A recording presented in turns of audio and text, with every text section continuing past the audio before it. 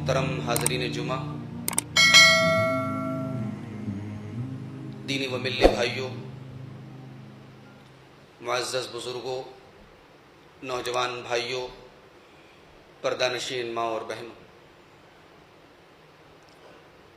یہ مہینہ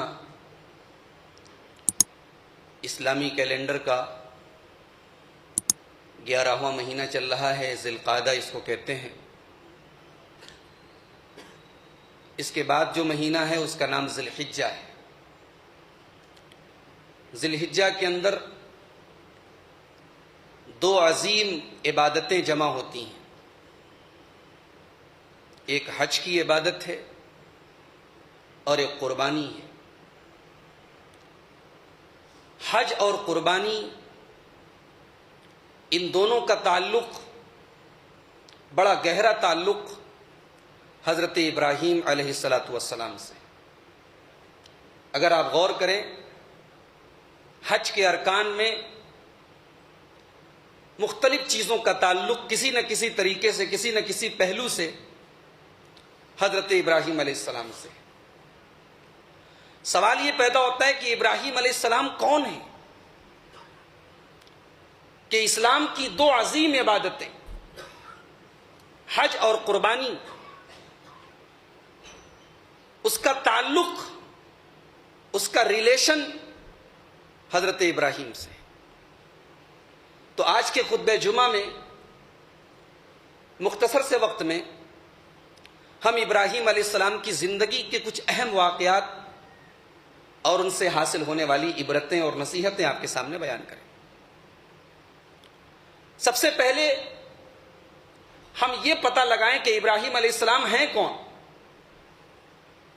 قرآن کریم میں اللہ تبارک و تعالیٰ نے سورہ نحل کی آیت نمبر 120، 121، 122 تین آیتوں میں حضرت ابراہیم کا انٹروڈکشن کرایا ہے۔ فرمایا، ان ابراہیم کان امۃ قانتا للہ، ابراہیم ایک امت تھے، قانتا للہ، اللہ تبارک و تعالیٰ کے بڑے فرما بردار تھے، بڑے تابعدار تھے، حنیفہ، شرک سے کٹ کے توحید کے راستے پہ چلنے والے تھے، وَلَمْ يَكُ مِنَ الْمُشْرِكِينَ، وہ مشرکوں میں سے نہیں تھے، شَاكِرًا لِأَنْعُمِهِ اجْتَبَاهُ وَهَدَاهُ إِلَىٰ صِرَاطٍ مُسْتَقِيمٍ، وہ اللہ تبارک و تعالیٰ کی نعمتوں کا شکر ادا کرنے والے تھے۔ اللہ تعالیٰ نے ان کو چن لیا تھا، وہ اللہ کے سلیکٹڈ بندے تھے، اور اللہ نے ان کو صراط مستقیم کی طرف ان کی رہنمائی کی تھی۔ یہاں اللہ تعالیٰ نے پہلا جو لفظ استعمال کیا ابراہیم علیہ السلام کے لیے کہ وہ ایک امت تھے۔ امت کا کیا مطلب ہوتا ہے؟ امت کا ایک مطلب ہوتا ہے کمیونٹی۔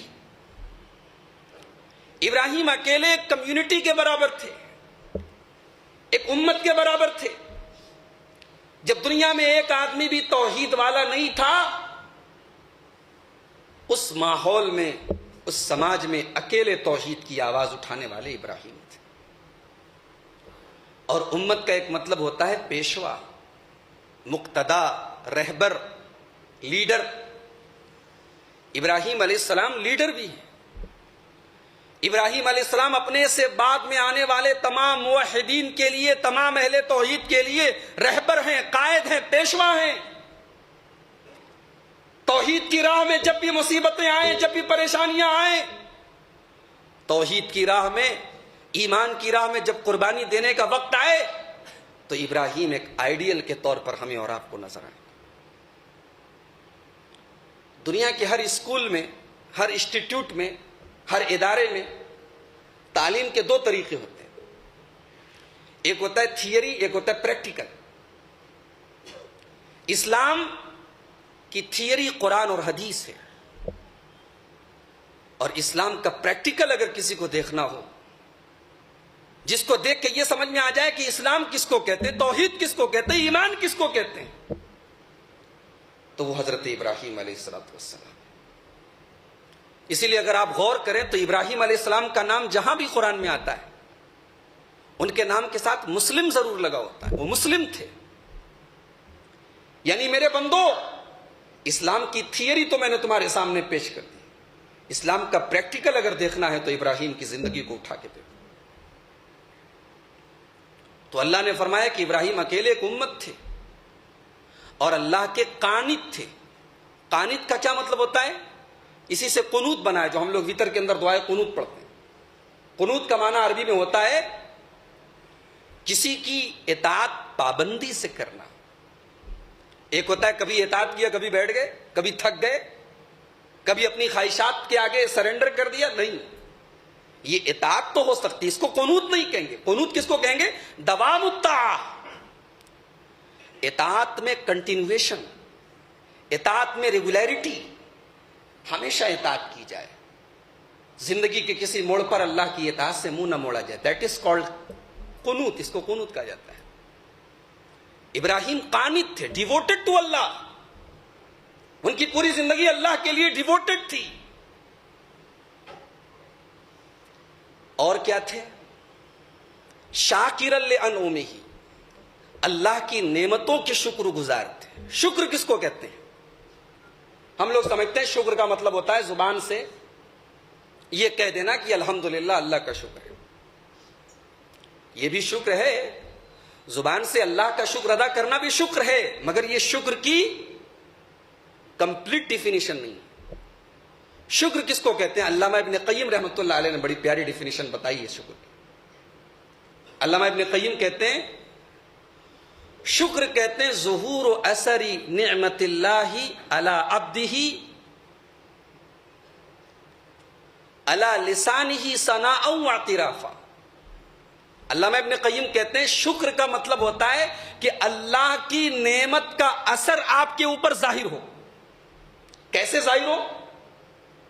علامہ ابن قیم کہتے ہیں آپ کی زبان پر اللہ کی نعمتوں کا شکر ہو، آپ کی زبانیں اعتراف کریں، آپ کی زبان اللہ کی تعریف کرے. وَعَلَىٰ قَلْبِهِ شُهُودًا وَمَحَبَّةً، اور دل میں اللہ کی محبت ہو، دل گواہی دے کہ ہاں اے اللہ تیری نعمتیں مجھے ملی. زبان اللہ کی تعریف کرے، دل اللہ کی نعمتوں کی گواہی دے. وَعَلَىٰ جَوَارِحِهِ انقیادًا وَطَاعَةً، اور انسان کا جو جسم ہے، جو باڈی ہے، جو اعضاء اور جوارح ہیں، یہ اللہ کی نعمتوں کا صحیح استعمال کریں، تب جا کے شکر ہوتا ہے. ابراہیم ہمارا شکر گزار بندہ تھا، اور اسی لیے اللہ نے سورہ بقرہ میں فرمایا وَمَن يَرْغَبُ عَن مِّلَّةِ إِبْرَاهِيمَ إِلَّا مَن سَفِيَ نَفْسَهُ. ابراہیم کے طریقے اور ابراہیم کی ملت اور ابراہیم کے منہج کو وہی چھوڑے گا جو بے وقوف ہوگا، جو احمق ہوگا، جو اسٹوپڈ ہوگا. ابراہیم کا طریقہ بہترین ہے، ابراہیم کی ملت بہترین ہے، اپنا لو ابراہیم کے طریقے. اب آئیے ہم ابراہیم کی زندگی کھولتے ہیں. بہت تفصیل نہیں، ہمارے پاس تفصیل کا موقع نہیں، جمعہ کا خطبہ ہے، مختصر وقت ہے.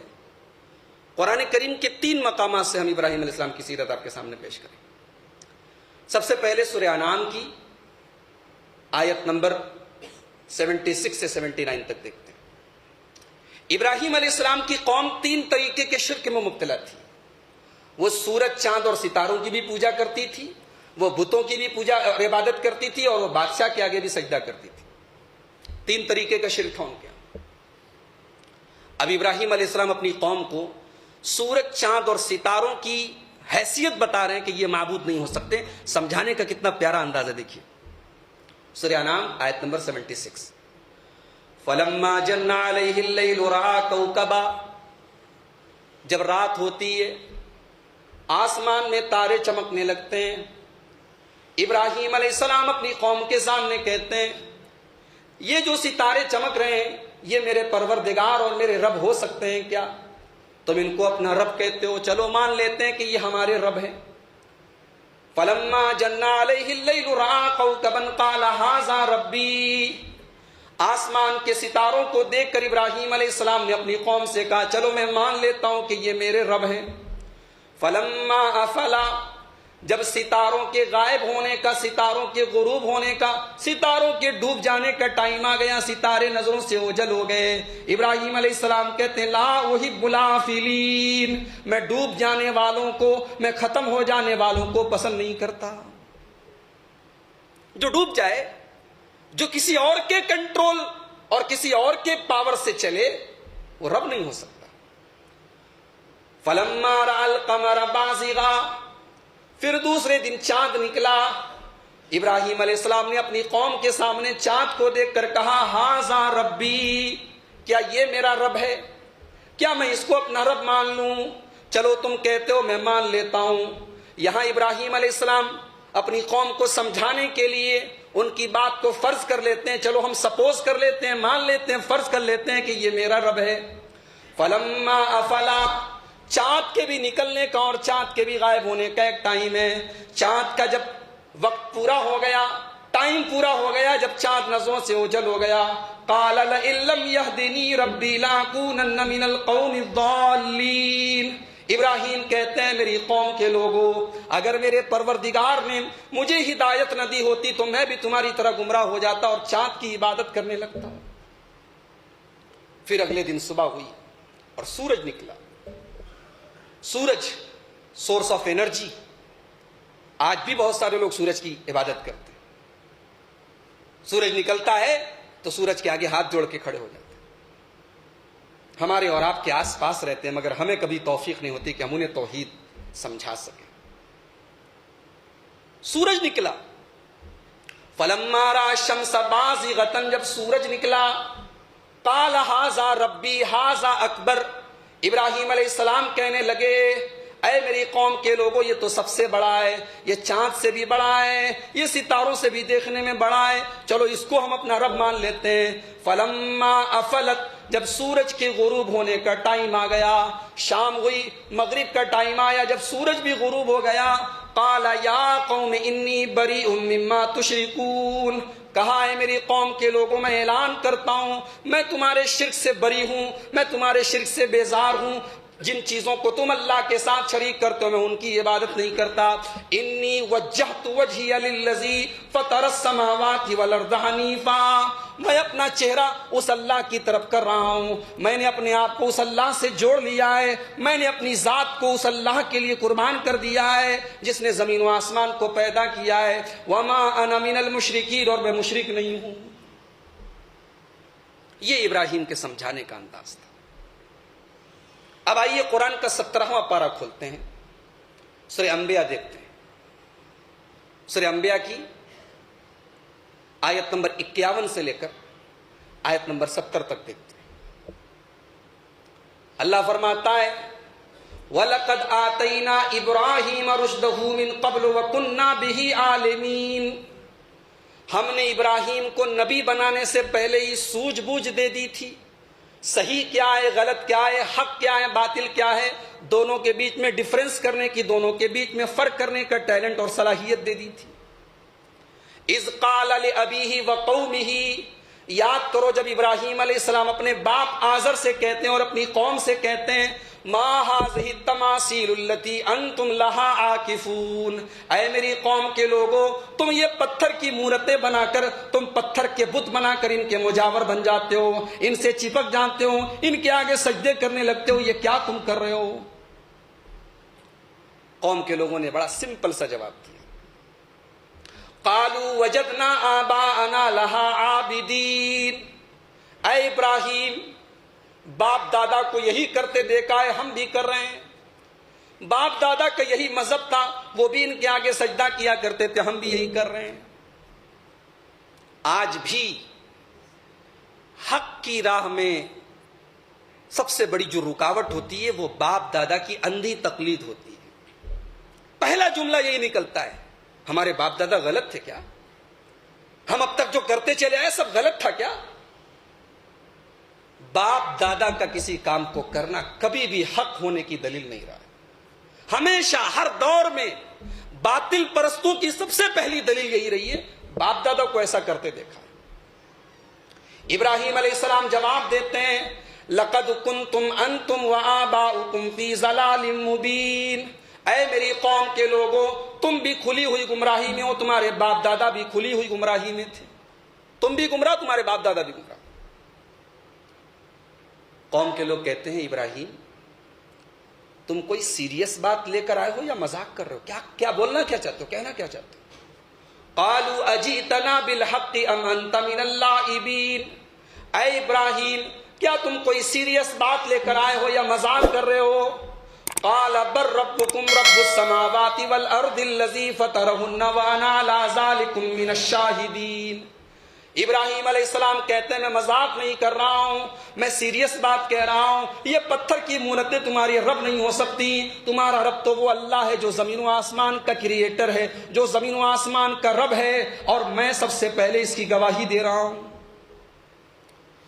اور آگے ایک دھمکی دیتے ہیں ابراہیم علیہ السلام، کہتے ہیں وَتَاللَّهِ لَأَكِيدَنَّ أَصْنَامَكُمْ بَعْدَ أَن تُوَلُّوا مُدْبِرِينَ، کسی دن میں تمہارے بتوں کی خبر لوں گا، جن کو تم اپنا رب کہتے ہو نا، کسی دن میں ان کو ان کی اوقات بتاؤں گا، لیکن یہ کلیئر نہیں بتایا کیا کروں گا، بس اتنا کہہ دیا کہ کسی دن میں ان کو سبق سکھاؤں گا۔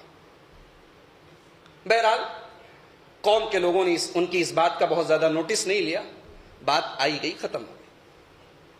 کچھ دنوں کے بعد قوم کا کوئی تہوار تھا، کوئی جشن تھا، کوئی عید تھی، کوئی میلہ تھا، ساری قوم ناچ گانے میں مگن تھی، ان کا جو معبد تھا، جو ٹیمپل تھا، جو عبادت خانہ تھا، وہ خالی تھا۔ ابراہیم علیہ السلام کو بھی ان لوگوں نے اپنے ساتھ اس میلے میں جانے کی دعوت دی تھی، لیکن انہوں نے بہانہ کر دیا کہ میں بیمار ہوں۔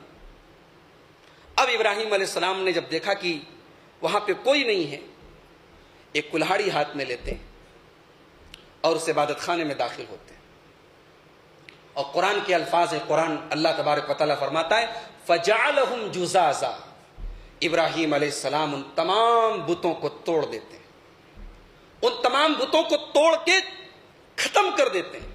جزاز کہتے ہیں کسی چیز کو ختم کرنے کے بعد جو پاؤڈر کی شکل بن جائے، چورا کی شکل بن جائے، اس کو عربی میں جزاز بولتے ہیں۔ کہا کہ اس کو چور چور کر دیا، ختم کر دیا، توڑ ڈالا۔ اس سے ایک بات یہ معلوم ہوئی کہ فزیکلی بھی ابراہیم علیہ السلام بہت طاقتور تھے، جسمانی اعتبار سے بھی بڑے طاقتور تھے، اور یہ ان کی جوانی کا دور تھا۔ ابھی آگے بات آئے گی کہ وہ جوان تھے اس وقت۔ انہوں نے اپنے ہاتھوں سے تمام بتوں کو توڑ دیا، الا کبیر لہم، بڑے والے کو چھوڑ دیا، جو سب سے بڑا بت تھا اس عبادت خانے میں، اس کو چھوڑ دیا۔ لعلہم الیہ یرجعون، تاکہ اسی کو بہانہ بنا کے اپنی قوم کو توحید کا سبق دے سکے۔ قوم کے لوگ جب میلے سے فارغ ہوئے اور اپنی عادت کے مطابق اپنے عبادت خانے میں داخل ہوئے، تو اپنے معبودوں کی یہ درگت دیکھی کہ جن کو ہم اپنا رب مانتے ہیں ان کو تو چور چور کر کے ختم کر دیا گیا۔ قالوا من فعل هذا بآلهتنا انه لمن الظالمین، کس نے ہمارے معبودوں کے ساتھ اتنا برا سلوک کیا، وہ بہت بڑا ظالم ہے۔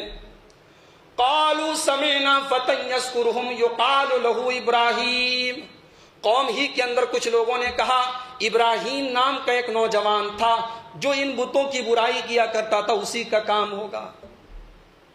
میرے نوجوان بھائی، میں آپ کی توجہ چاہتا ہوں، میرے نوجوان ساتھی، یہاں پہ اللہ تبارک و تعالیٰ نے خاص طور سے ایک لفظ کو ہائی لائٹ کیا ہے کہ ابراہیم نام کے ایک نوجوان کو ہم نے سنا تھا۔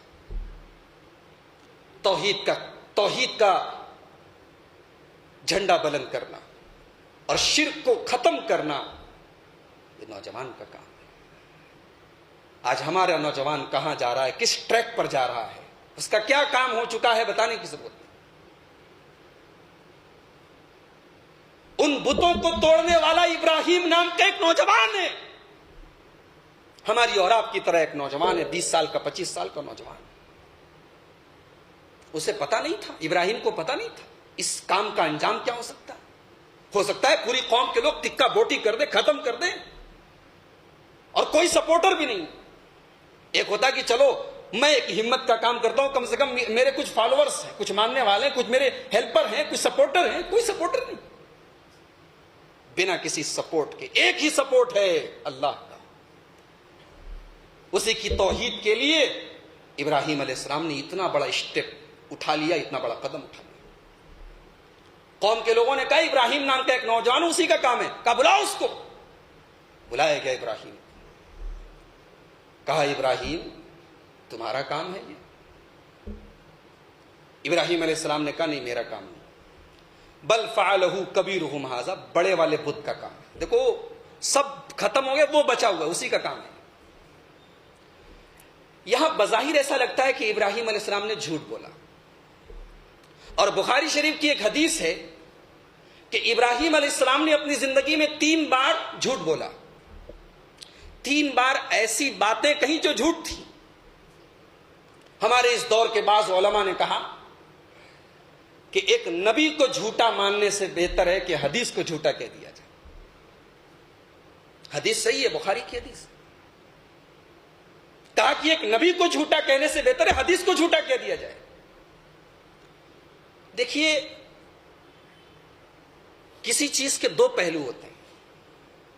کبھی کبھی ایک چیز ایک اعتبار سے صحیح ہوتی ہے، دوسرے اعتبار سے غلط ہوتی ہے، یا یوں کہہ لیجئے کہ سکے کا ایک پہلو اچھا ہوتا ہے، دوسرا پہلو خراب ہوتا ہے۔ ابراہیم علیہ السلام نے حقیقت میں جو بات کہی تھی اس کا مقصد کیا تھا؟ مقصد توحید تھی، مقصد اپنی قوم کو شرک سے بچانا اور ڈرانا اور خبردار کرنا تھا۔ اس اعتبار سے انہوں نے جو بات کہی وہ غلط نہیں تھی، بات صحیح تھی، اس کے بغیر وہ اپنی بات پوری نہیں کر سکتے تھے، اپنا مقصد سامنے نہیں لا سکتے تھے۔ لیکن انہوں نے جو جملہ استعمال کیا وہ حقیقت میں تو ویسا نہیں تھا۔ بڑے والے بت نے تھوڑی توڑا تھا، توڑا تو ابراہیم علیہ السلام نے۔ قوم کے لوگوں نے کہا چلو ہمارے ساتھ کا بیمار ہو، بیمار تو تھے نہیں۔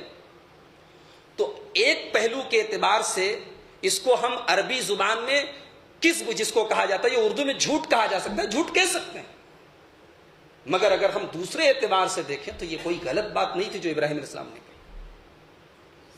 اب حدیث میں یہ بھی آیا ہے کہ قیامت کے دن جب ابراہیم علیہ السلام کے پاس لوگ جائیں گے اور کہیں گے آپ ہمارے لیے شفاعت کر دیجئے، تو ابراہیم علیہ السلام کہیں گے نہیں، میں نے اپنی زندگی میں 3 بار ایسی بات کہی تھی جو جھوٹ تھی، میں اللہ کی بارگاہ میں شفاعت نہیں کر سکتا۔ اس بنیاد پر بھی بہت سارے لوگوں نے حدیث کا انکار کیا ہے، کہا کہ ابراہیم علیہ السلام جیسے نبی جن کو اللہ تعالیٰ صدیق کہتا ہے، وہ جھوٹ کیسے بول سکتے ہیں؟ اصل میں انسان اللہ تبارک و تعالیٰ کی نظر میں انسان کا جتنا اونچا مقام ہوتا ہے نا، اس کی چھوٹی چھوٹی غلطیوں کی گرفت بھی اتنی زیادہ ہوتی ہے۔ ابراہیم علیہ السلام کی جگہ ہم اور آپ ہیں، ہم اور آپ اگر ایسی بات بولتے کوئی مشکل نہیں، مگر ابراہیم اللہ کے خلیل ہیں، اللہ کے جلیل القدر پیغمبر ہیں۔ اللہ کا ڈر اور اللہ کا خوف انہیں مجبور کرتا ہے اس بات پر کہ مجھے ایسی بات نہیں، مجھے کوئی اور بات بول دینی چاہیے تھی، مجھے ایسی بات نہیں بولنی چاہیے تھی جو ظاہری اعتبار سے جھوٹ کے ساتھ ملتی جلتی ہے۔ وہ ڈر ہے اللہ کا جو ابراہیم علیہ السلام کو قیامت کے دن یہ کہنے پر مجبور کر دے گا، نہیں میں اللہ کی بارگاہ میں اللہ کے سامنے سفارش نہیں کر سکتا۔ تو یہ جھوٹ نہیں تھا میرے بھائی، اور اس کی بنیاد پر ابراہیم علیہ السلام کو جھوٹا نہیں کہا جائے گا، نعوذ باللہ۔ یہ ایک طوریہ تھا، یہ بات کو گھما پھرا کے پیش کرنا جس کو ہم اپنی زبان میں کہہ سکتے ہیں، اور مقصد اس کا کیا تھا؟ حق بات کو واضح کرنا۔ کہیں اس بڑے والے نے توڑا ہوگا، اسی کا کام ہوگا، فَاسْأَلُوهُمْ إِنْ كَانُوا يَنْطِقُونَ، اسی سے پوچھ لو۔ قوم کے لوگ تھوڑی دیر کے لیے ان کے دماغ میں ایک بات آئی کہ یار جو اپنے آپ کو بچا نہیں سکتا، جو اپنا ڈیفنس نہیں کر سکتا، جس کو توڑ دیا گیا، اپنے آپ کو بچا نہیں پایا، وہ ہمارا معبود کیسے ہو سکتا ہے؟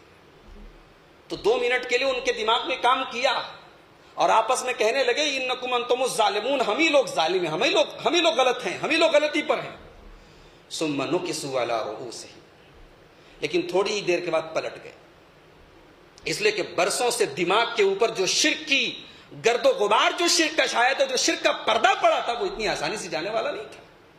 تھوڑی دیر کے بعد پلٹ گئے اور کہنے لگے ابراہیم تم جانتے ہو یہ بول نہیں سکتے، کس سے پوچھیں ہم؟ یہ بول نہیں سکتے۔ تم کہہ رہے ہو ان سے پوچھ لو، ہم کیسے پوچھ رہے ہیں؟ یہ بول نہیں سکتے۔ ابراہیم علیہ السلام کو یہی جملہ ان کی زبان سے نکلوانا تھا، قال افتعبدون من دون اللہ ما لا ينفعکم شیئا ولا یضرکم۔ کہا اے میری قوم کے نادان دوستو، جو نفع نقصان کا مالک نہیں، جو بگڑی بنانے پہ قادر نہیں، جو اپنا ڈیفنس نہیں کر سکتا، وہ تمہارا رب ہو گیا، تمہارا معبود ہو گیا، تم اس کے آگے سجدے کرتے ہو۔ اف لکم ولما تعبدون من دون اللہ، افسوس ہے تمہارے اوپر، تم کس کی عبادت کر؟ افلا تعقلون، تمہیں عقل نہیں، تمہارے پاس سینس نہیں، تمہارے پاس سوجھ بوجھ نہیں۔ اب قوم کے لوگوں نے دیکھا کہ دلیل کے اعتبار سے تو ابراہیم کی بات بھاری ہے، دلیل سے تو اس کا جواب نہیں دے سکتے۔ جب سامنے والے کی بات کا دلیل سے جواب نہ ہو تب دنیا کا دستور ہے کہ تب طاقت استعمال کرو۔ قالوا حرقوه وانصروا آلهتكم، کہ جلا دو اس کو، ختم کر دو اس کو اور اپنے معبودوں کی مدد کرو۔ اللہ اکبر، اپنے معبودوں کی مدد کرو۔ ارے وہ معبود ہی کیا جو ہماری مدد کا محتاج ہے؟ معبود وہ ہوتا ہے جو ہماری مدد کرے، معبود وہ نہیں ہو سکتا ہے جس کی ہم مدد کریں۔ کہ اس کی مدد کرو، اس کو جلا دو۔ اور اکیلے ابراہیم کو جلانے کے لیے بہت بڑی آگ تیار کی، پورا گاؤں جلایا جا سکتا تھا، پورا محلہ جلایا جا سکتا تھا، پورا شہر جلایا جا سکتا تھا، اتنی بڑی آگ تیار کی گئی اور اس آگ میں ابراہیم کو ڈالا گیا۔ جب ابراہیم کو اس آگ میں ڈالا گیا، واللہ ابراہیم کے ماتھے پر کوئی شکن نہیں تھی، ابراہیم کے چہرے پر کوئی ناپسندیدگی کا نشان نہیں تھا، اس کے ماتھے پر کوئی شکن نہیں تھی، کوئی لمبی چوڑی دعا بھی نہیں تھی۔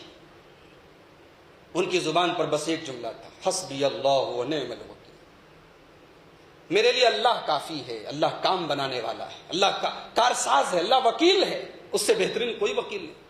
اس کی توحید کے لیے آج آگ میں جا رہا ہوں، اگر یہی اللہ کی مرضی ہے، اگر یہی اللہ کا امتحان اگر یہی ہے تو میں کھڑا اترنے کے لیے تیار ہوں۔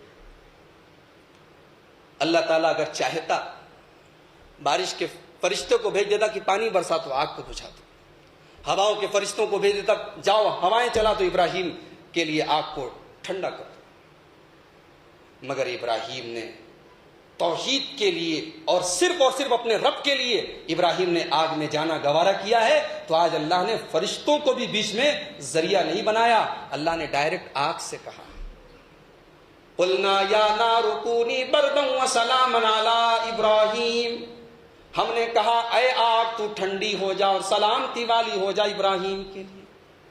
اے آگ، ہمیشہ تو تیرا کام جلانا تھا، ہمیشہ تو تیرا کام لوگوں کو جلا کے راکھ کر دینا ہے، لیکن خبردار ہے آگ، آج تیرا رب تجھے حکم دے رہا ہے تو ابراہیم کے بدن میں کھروچ بھی نہ آنے دینا، ابراہیم کے بدن کا ایک رونگٹا بھی جلنے نہ پائے، تجھے ٹھنڈا بھی ہونا ہے اور سلامتی والی ہو جانا ہے، تو ابراہیم کے لیے سلامتی والی ہو جا۔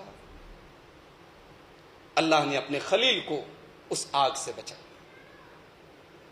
اب یہاں سے ابراہیم علیہ السلام نے یہ محسوس کر لیا کہ اب اس شہر میں، اس علاقے میں میرا رہنا پاسبل نہیں، یہاں رہ کے میں توحید کا کام نہیں کر سکتا، یہاں رہ کے میں اپنے رب کی عبادت نہیں کر سکتا۔ تو ابراہیم علیہ السلام نے ہجرت کا فیصلہ کیا۔ آج لوگ ہجرت کرتے ہیں اپنے دنیا کے لیے، بال بچوں کے لیے، کاروبار کے لیے، پیسے کے لیے۔ ابراہیم نے اپنا گھر، اپنا وطن، اپنے باپ، اپنے فیملی کو چھوڑا اللہ کے لیے۔ ابراہیم علیہ السلام عراق میں رہتے تھے، بیبیلونیا، اس زمانے میں اس کو بیبیلونیا کہتے تھے، بیبیلونیا کے ایک شہر ار میں ابراہیم علیہ السلام بھیجے گئے تھے۔ اس کو چھوڑ کے ابراہیم علیہ السلام چل پڑے، کہاں جانا ہے پتہ بھی نہیں ہے۔ اب قرآن کریم کا 23واں پارہ کھولیے، سورہ صافات، آیت نمبر 99 سے لے کر 111 تک، 99 سے لے کر 111 تک۔ اب یہاں سے ابراہیم علیہ السلام کی زندگی کا سب سے اہم چیپٹر شروع ہوتا ہے۔ ابراہیم اپنے گھر سے نکل رہے ہیں اور زبان پہ کیا جملہ ہے؟ انی ذاہب الی ربی سیہدین، اپنے رب کے لیے جا رہا ہوں، وہی مجھے راستہ دکھائے گا۔ اللہ اکبر، کتنا بھروسہ ہے اللہ کے ذات پر۔ منزل پتہ نہیں ہے، کہاں جانا ہے پتہ نہیں ہے، مگر اتنا پتہ ہے کہ اللہ کے لیے جا رہا ہوں، تو اتنا یقین ہے کہ اللہ ضرور راستہ دکھائے گا۔ ابراہیم علیہ السلام چلے اور فلسطین پہنچے۔ فلسطین پہنچے۔ ابراہیم علیہ السلام کے 2 لڑکے تھے، پہلے لڑکے اسماعیل تھے اور دوسرے لڑکے اسحاق تھے۔ اسماعیل کی ماں ہاجرہ تھی، اسحاق کی ماں سارہ تھی۔ اسماعیل کو آباد کیا مکہ میں اور اسحاق کو آباد کیا فلسطین میں۔ یہاں پہ قرآن کریم نے وہ سب ڈیٹیل بیان نہیں کی، قرآن نے یہ کہا کہ ابراہیم چلے، ساتھ میں ان کی بیوی سارہ ہے اور ان کے بھتیجے حضرت لوط علیہ السلام۔ سفر کی پریشانیاں جھیلتے ہوئے ابراہیم آگے بڑھ رہے ہیں۔ محسوس ہوا کہ اے اللہ، اس بڑھاپے میں بوڑھے ہو چکے ہیں، عمر کے اس پڑاؤ پر پہنچ گیا، بڑھاپا آ گیا ہے۔ محسوس ہوا کہ اللہ ایک بڑھاپے کا سہارا دے دے، ایک اولاد دے دے، ایک بیٹا دے دے۔ قال رب هب لي من الصالحین، دعا کرتے ہیں اللہ مجھے نیک بیٹا عطا فرما۔ بیٹا نہیں مانگا، نیک بیٹا مانگا، صالح بیٹا عطا فرما۔ اور آپ کو جان کر حیرت ہوگی کہ صالح کا لفظ ایسا ہے کہ دنیا کی تمام خوبیاں اس کے اندر آ جاتی ہیں. جب یہ کہہ دیا کہ صالح بیٹا عطا فرما تو تمام خوبیاں اس کے اندر آ گئی. اور یہی وجہ ہے کہ ابراہیم علیہ السلام نے خود اپنے لیے بھی دعا کی تھی وَأَلْحِقْنِي بِالصَّالِحِينَ، اے اللہ مجھے نیک لوگوں میں شامل کر دے. اور ابراہیم علیہ السلام کے پر پوتے حضرت یوسف علیہ السلام نے بھی اللہ کی بارگاہ میں دعا کی تھی توفنی مسلما وَأَلْحِقْنِي بِالصَّالِحِينَ، اے اللہ مجھے مسلمان بنا کے دنیا سے اٹھانا اور نیک اور صالح لوگوں میں مجھے شامل کر. تو پہلا نقطہ تو یہ پتا چلا کہ اولاد اللہ سے اگر آدمی مانگے تو نیک اولاد مانگے، صالح اولاد مانگے. اور دوسرا نقطہ یہ پتا چلا کہ اولاد کے پیدا ہونے سے پہلے ہی اس بات کی چنتا ہو کہ میری اولاد نیک ہونی چاہیے. ابھی اولاد دنیا میں آئی نہیں ہے، اولاد کی دعا مانگ رہے ہیں اور ابھی سے دعا میں کہہ رہے ہیں کہ مجھے نیک بیٹا تھا، صالح بیٹا تھا. اور تیسرا نقطہ یہ ملا کہ اولاد اگر آدمی مانگے تو اللہ سے مانگے، اولاد دینے والا وہی ہے، اس کی شان یہ ہے یَهَبُ لِمَن یَشَاءُ اِنَاثًا، وہ جس کو چاہتا ہے بیٹی دیتا ہے، وَيَهَبُ لِمَن یَشَاءُ الذُّکُورَ، جس کو چاہتا ہے بیٹا دیتا ہے، اَوْ يُزَوِّجُهُمْ ذُکْرَانًا وَإِنَاثًا، جس کو چاہتا ہے بیٹے بیٹیاں دونوں دیتا ہے، وَيَجْعَلُ مَن یَشَاءُ عَقِیمًا، اور جسے چاہتا ہے اولاد سے محروم کر دیتا ہے. لاکھوں کروڑوں کی دولت ہوتی ہے لیکن انسان کے گھر کا آنگن بچوں کی کلکاری کے لیے محروم ہوتا ہے.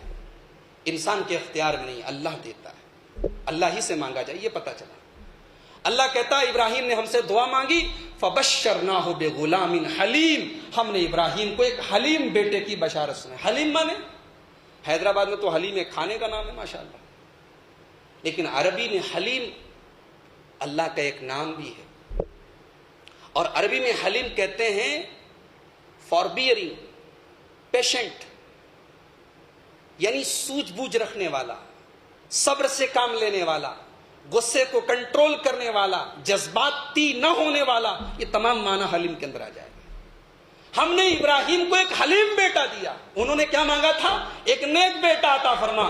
اللہ نے ان کی چاہت سے بڑھ کے دے دیا. کہا جا ابراہیم ہم تجھے وہ بیٹا دینے جا رہے ہیں جو حلیم ہوگا، جو بڑا سمجھدار، بڑا دور اندیش، بڑا بردبار ہوگا، جذباتی نہیں ہوگا، غصے میں طیش میں آنے والا نہیں.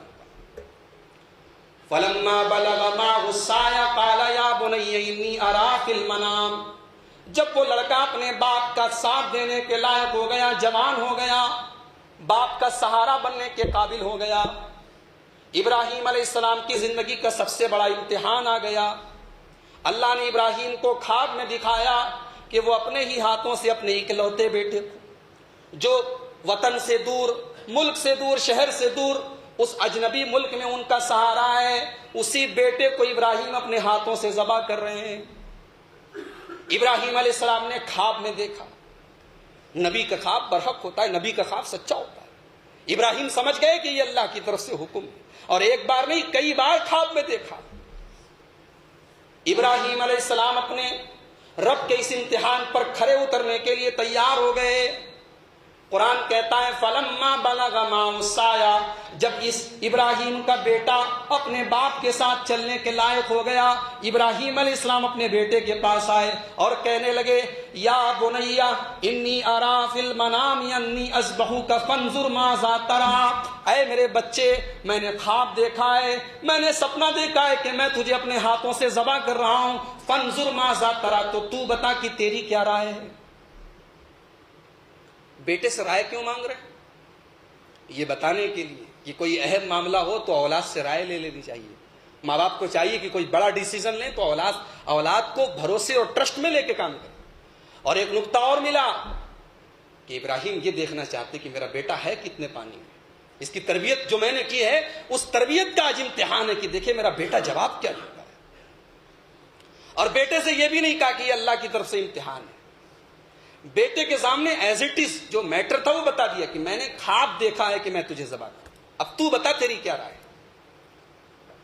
مگر وہ بیٹا بھی خلیل اللہ کا بیٹا تھا، وہ ابراہیم کا بیٹا تھا، وہ رب هب لی من الصالحین جیسی عظیم دعا کے نتیجے میں پیدا ہوا تھا. بیٹے نے جواب دیا یا ابتی، اے ابا جان، افعل ما تؤمر، جو حکم ملا ہے کر ڈالیے. ستجدنی انشاء اللہ من الصابرین، اگر اللہ نے چاہا تو آپ کا بیٹا صبر سے کام لے گا، آپ کا بیٹا اف نہیں کرے گا. آپ اپنے بیٹے کی پیشانی پر شکن نہیں دیکھیں گے. اللہ جان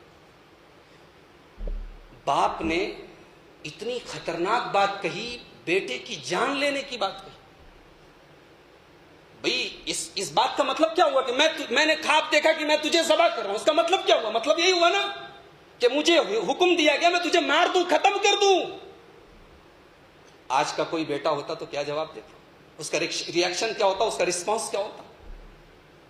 کتنے بوڑھے ماں باپ ترستے ہیں اپنے بیٹے کی زبان سے ابا جان کا لفظ سننے کے لیے.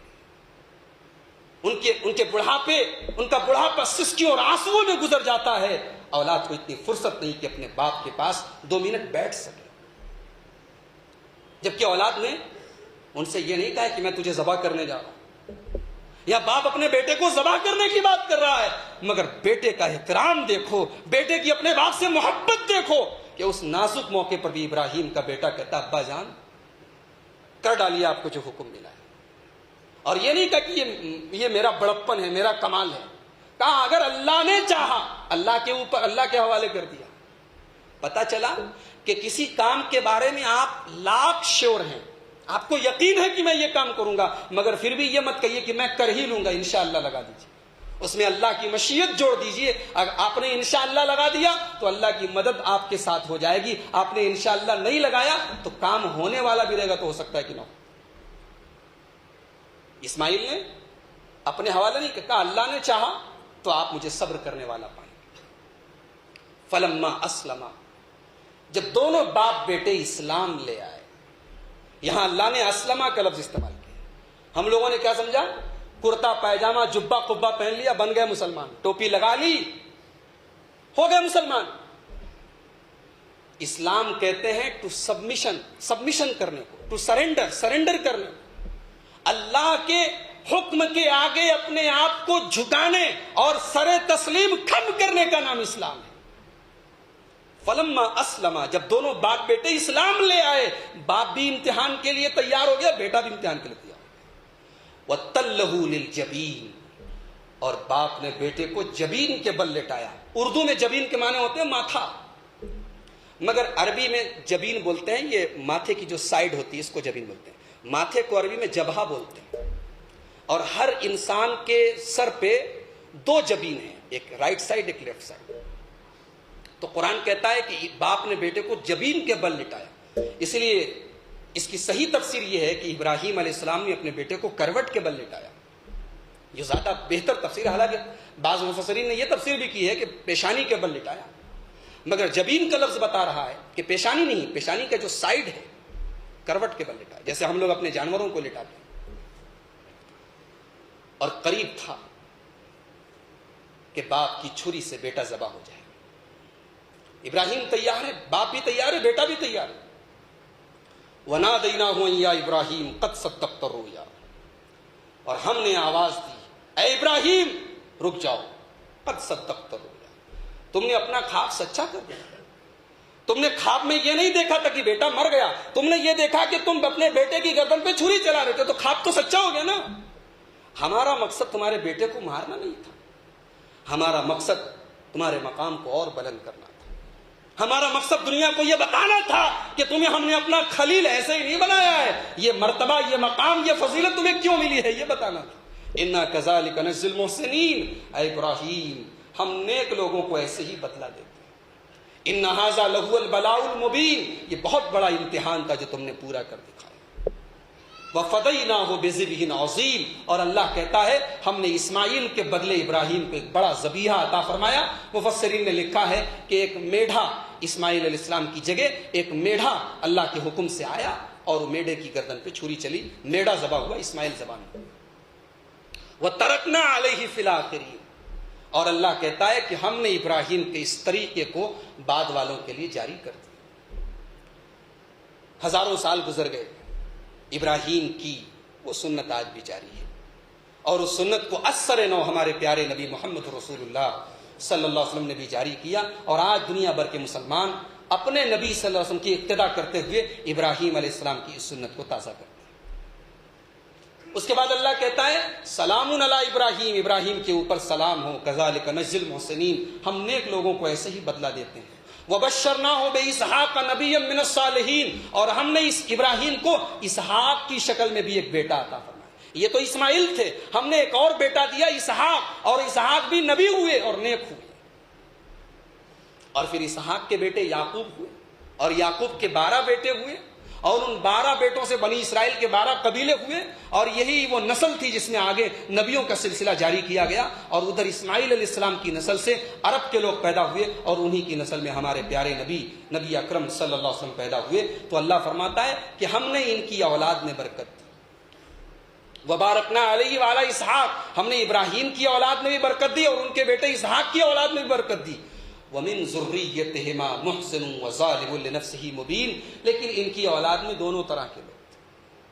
ابراہیم علیہ السلام کی اولاد میں اور ان کے بیٹے اسحاق کی اولاد میں دونوں طرح کے لوگ تھے، ظالم لوگ بھی تھے، اچھے لوگ تھے۔ بھئی مکہ کے جو مشرک تھے وہ کس کی اولاد تھے؟ اسماعیل کی اولاد تھے۔ یہ آج جو یہودی ہیں یہ کس کی اولاد ہیں؟ یہ اسحاق علیہ السلام کی اولاد ہیں۔ تو کسی نبی کی اولاد میں سے ہونا یہ اللہ کے یہاں نجات کا ذریعہ بنانے والا نہیں۔ کچھ لوگ کہتے ہیں نا ہم سید ہیں، جہنم کی آگ ہمیں نہیں چھو سکتی، ہم فلاں ہیں، ہم فلاں ہیں۔ ارے وہ تو صحیح ہے، بعض لوگ تو یہاں تک ان کا معاملہ پہنچ گیا ہے کہ ہم نے فلاں سے اپنا تعلق جوڑ دیا ہے، ہم فلاں سے بیعت ہو گئے، ہم فلاں کے مرید ہو گئے، اب تو ہم جہنم میں نہیں جا سکتے۔ ارے مرید ہی ہونا ہوتا تو مکہ کے جتنے کفار تھے سب ابراہیم علیہ السلام کی اولاد میں سے، بنی اسرائیل آج جتنے سب اسحاق کی اولاد میں سے ہیں، مگر یہ چیز ان کی نجات کا ذریعہ نہیں بن سکی۔ اللہ کے یہاں نسب نہیں دیکھا جائے گا، اللہ کے یہاں آپ کا عمل، آپ کا ایمان، آپ کی توحید دیکھی جائے گی۔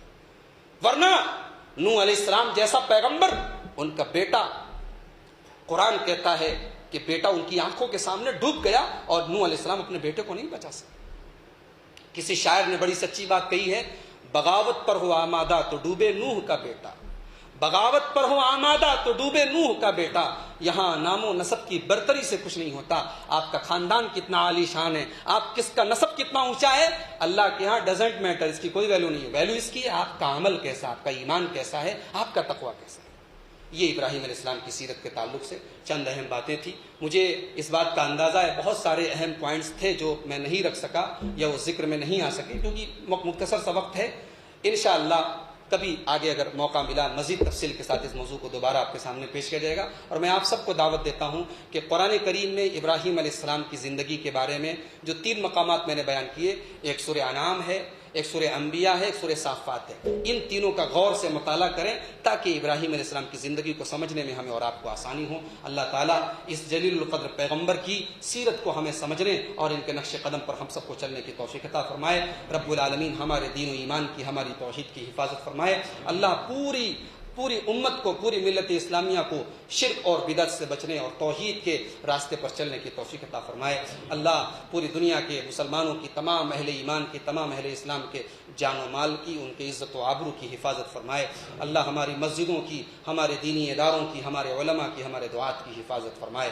ہمارے ملک کی فضا کو بھی آج مسموم کرنے کی، زہریلا کرنے کی کوشش ہو رہی ہے، اللہ تعالی ہمارے ملک کی امن اور چین کی فضا کو برقرار رکھے۔ اللہ یہاں کے تمام باشندوں کو آپس میں مل جل کر یکجہتی اور امن و شانتی کے ساتھ رہنے کی توفیق عطا فرمائے۔ رب العالمین ہم میں سے جو لوگ بیمار ہیں سب کو شفا عطا فرمائے۔ ہم میں سے جو لوگ کاروباری لحاظ سے پریشان ہیں، ذہنی جسمانی کسی بھی قسم کی ٹینشن میں ہے، تکلیف میں ہے، اللہ سب کی تکلیفوں کو دور فرمائے۔ اللہ سب کی جائز مرادوں اور تمناؤں کو پورا فرمائے۔ اللہ تبارک و تعالی ہمیں جب تک زندہ رکھے اسلام اور ایمان پر زندہ رکھے اور خاتمہ ہمارا ایمان پر ہو۔ آمین۔ وآخر دعوانا الحمدللہ رب العالمین۔